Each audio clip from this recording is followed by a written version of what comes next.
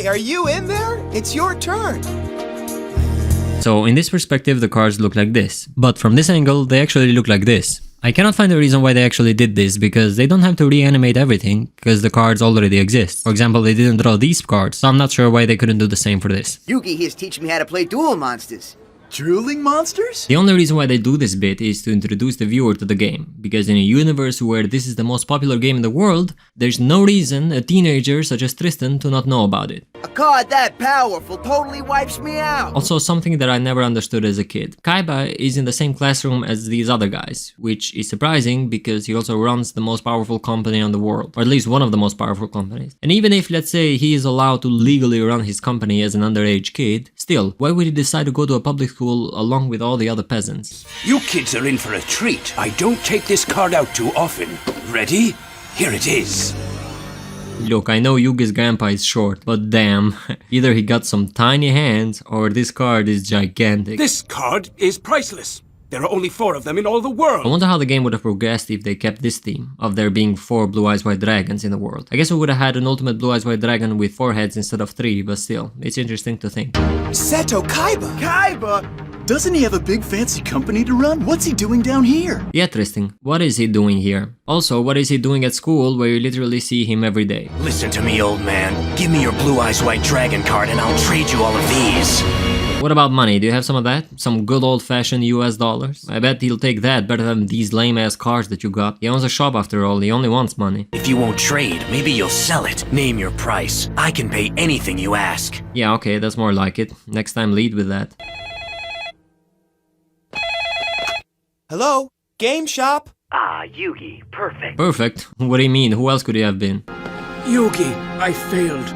I wanted to teach that boy Kaiba a lesson about the heart of the cards, but I lost. Okay, but why are you laying in the middle of the floor, sweating like you're in the middle of the Sahara Desert? We had a duel, that's all, with each of us putting up our most valuable card as the prize. But I guess playing against a champion like myself was just too much stimulation for the old fool. Yeah, no, still, that doesn't explain anything. Yes, the Blue Eyes White Dragon is a rare and powerful card, and this one will never be used against me.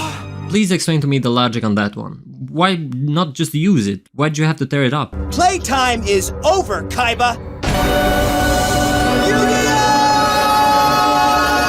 I wonder if this actually happens in Yugi's head, or does he scream like a maniac in real life as well? Virtual systems ready. This brought the monster on the card to life! And that's the weird part? What about 5 minutes ago when you literally spawned out of nowhere? Wasn't that a bit weirder than the hologram thing? So let's begin. I attack with the mighty Hitatsumi Giant. Yeah, but the thing is that you never really attacked, you just summoned it. But if I combine it with this card... He's good. He knows every aspect of this game. And by every aspect of the game, he actually means just 2 aspects of the game. Monster cards and magic cards. So that doesn't really make him good, it just makes him a player with average knowledge.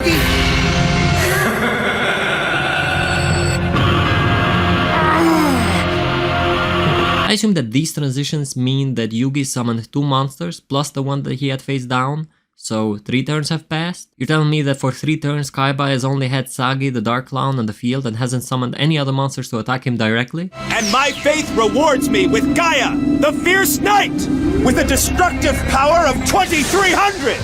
Obviously I'm beating a dead horse here, but the rules of the game are all over the place in these first seasons. Like, how does he just summon Gaia here? And why bother having any stars on the cards if they're not gonna get used for anything?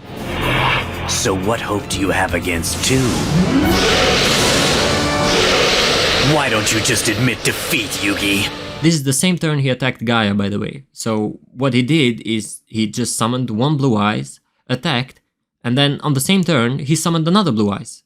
So I guess in this game, you just place all the monsters you initially draw and hope that your opponent has weaker cards than you do. Don't give up, Yugi. I won't give up. Grandpa's counting on me. Yeah, except for the fact that he's not actually your grandpa, he's the other Yugi's grandpa. You're just a very old guy trapped inside the Millennium Puzzle. Your actual grandpa was probably alive like 2000 years ago. I can't figure out what to do with these cards. They're just a bunch of pieces. How can I use them to battle an expert like Kaiba? So let's take a look at this. You have 4 cards, 3 of them being 2 legs and an arm, which look almost identical to each other. I I wonder if these pieces can make a stronger monster. My dragons may be frozen for another 2 turns, but my new monster is under no such spell. Actually, he is, but whatever, I've already given up on the rules of the game. On my next turn, all 3 Blue Eyes White Dragons are free to attack. This Not that it makes a difference, because Yugi only has 500 life points, so even one Blue Eyes will do the job. Exodia! Obliterate! I gotta say though, I love this. Kaiba, if you truly want to know, open your mind! There, Kaiba. Maybe now you will begin to see. Whatever that means.